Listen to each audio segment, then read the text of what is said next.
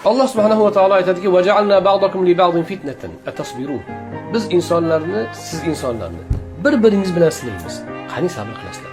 Alloh insonlarni bir-bir bilan sinaydi. Kofirni musulmon bilan, musulmonni kofir bilan sinaydi. Osmondan farishta tushib siz sinamaydi-ku. Inson bilan sinaladi. Ota bola bilan bola ota bilan sinaladi. Er xotin bilan xotin er bilan sinaladi. Sizlarni bir-biringizga sinov qilib qo'ydi. Muhtaram azizlar, Qur'onni Karimni o'qib tafakkur qilsangiz cheksiz ummon. Mana men aytayotgan gaplar bu hammasini men o'zim to'qiyotganim yo'q. Bu hammasi Qur'on bergan ma'nolar. Qur'on hadis anglatgan ma'nolar. Qarang qanchalar buyuk falsafa va qalbingiz qanoat hosil qiladi. Hayotingiz to'g'ri bo'ladi. Mana shu falsafa bilan.